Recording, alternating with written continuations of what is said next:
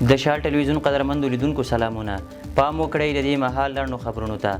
مولوي متقي او عراقچي د افغان کډوالو په تړاو ټلیفوني خبرې وکړې. د طالبانو حکومت بهرنیو چارو وزیر مولوي امیر خان متقي له خپل ایراني سیال سید عباس عراقچي سره ټلیفوني خبرې وکړې.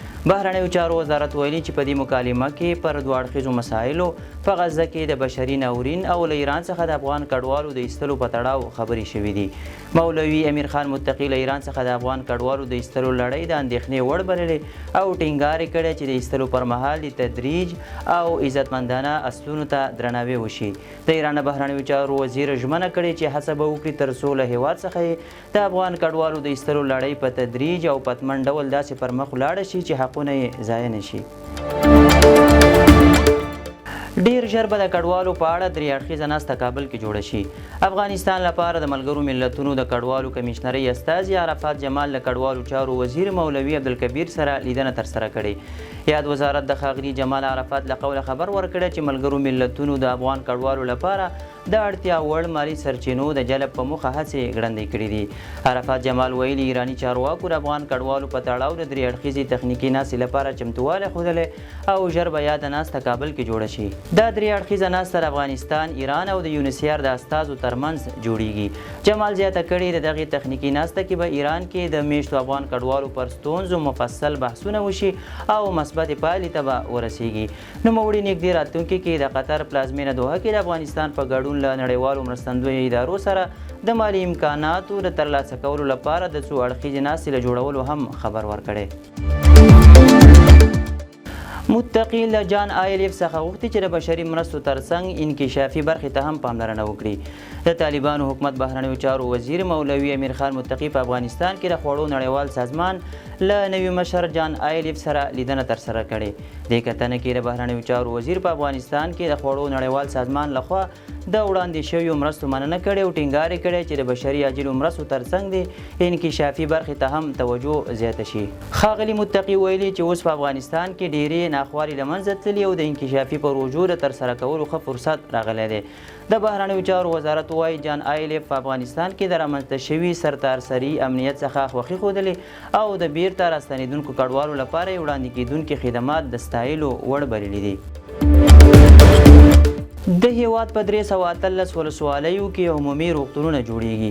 د عامې روغتیا وزیر مولوي نور جلال جلالي د یو کلنو لاسته راوړنو تشریح پروګرام کې ویلي چې د هیواد په 313 ولسوالیو کې عمومي روغتونونه جوړیږي.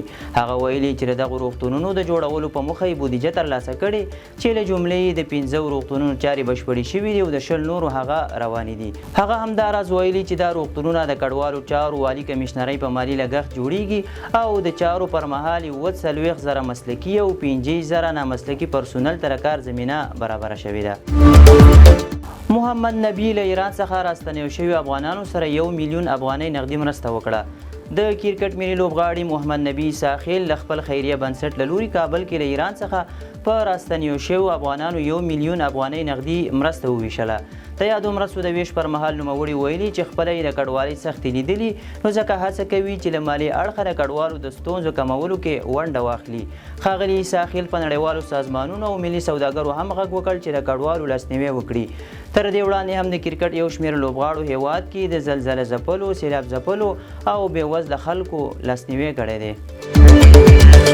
د ایران ولسمشر په باعزته توګه د افغان کډوالو پر ستنولو ټینګار کړی. د ایران ولسمشر مسعود پزشکیان وایي بهرنیو چارو وزارت ته یې لارښوونه کړې چې د افغان کډوالو چارو کې باید له پوره دقته کار واخیستل شي چې له افغانانو سره منفي ذهنیت پیدا نه شي. کابل کې د ایران سفارت پرون شنبه ویلي چې پزشکیان د بهرنیو چارو وزارت له کارکوونکو سره په خبرو کې افغانستان یو ملګری ګاونډي یاد کړی دی. هغه ویلي که فرصت ورته برابر شي افغانستان ته سفر کوي چې د اړیکو په تاریخ کې یو نوی فصل پرانیستل شي. دا په داسې حال کې ده چې په وروستیو کې له ایران څخه د افغان کډوالو د ایستلو لړۍ چټکه شوې ده. اسرائیل غزې ته د بشري مرستو د لیږد سره موافقه کړې. د اسرائیل پوځ اعلان کړی چې غزې ته یې د هوا له لارې د بشري مرستو د غورځولو لړۍ پیل کړې ده. د اسرائیل بهرنیو چارو وزارت ویلي چې د مرستو د خوندیتوب لپاره بشري دهلیزونه جوړوي او د ګڼ میشتو سیمو لپاره د بشري اوربند عملي کولو پلان هم لري څو ملګرو ملتونو ته د مرستو رسولو زمینه برابره شي. د متحده عربي اماراتو له الخلیفه بندر څخه پرون شنبه تر ټولو ستره بیړۍ چې بشري مرسته پکې بار وه د غزې پر لور روانه شوې ده. ورته مهال د مصر دولتي رسنۍ راپور ورکړی چې له دغه هیواده هم لسګونه د بشري مرستو لارۍ غزې ته روانې شوي دي. دا پرمختګ وروسته له هغه شوی چې نړیوالو ادارو د غزې د خلکو د لوږې له پراخېدو خبرداری ورکړې او د مرستو رسولو لپاره یې فشار زیات کړی و. شمالي کوریا ویلي چې د امریکا پر ضد به د امپریالیزم جګړه کې بریا ترلاسه کړي. د شمالي کوریا مشر کیم جونګ اون وایي هیواد به د امریکا پر ضد امپریالیستي جګړه کې بریا ترلاسه کړي او کوریا به یو ځواکمن هیواد شي. نوموړي دا څرګندونې د کوریا د جګړې او اوربند د 1 کلیزې په مناسبت د جوړو شوي مراسمو پر مهال کړي. هغه د جګړې له میوزیم څخه د لیدنې پر مهال ویلي چې دا ورځ د دوی د قربانیو، مقاومت او ملي ویاړ نښه ده.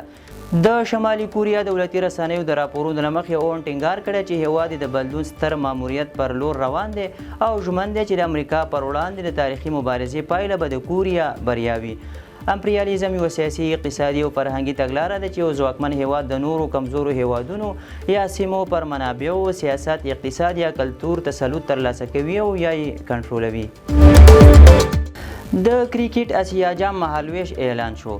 د کرکټ اسیا شورا وایي د 2025 کال اسیا جام 19 پړاو سیالۍ به د هند پر ځای متحده عربي اماراتو کې ترسره شي. د یادې شورا مشر محسن نقوي پر ټولنیز رسنۍ ایکس لیکلي چې دا سیالۍ به د روان کال سپټمبر پر 9 اپریل او تر 28 نیټې به دوام وکړي. د 2025 کال اسیا جام سیالۍ د هند په کوربتوب ترسره کېدي خو د دواړو ګاونډیو هیوادونو ترمنځ د وروستیو نښتو او روانو ډیپلوماتیکو کړکېچونو له کبله یې حالت ناڅرګند و.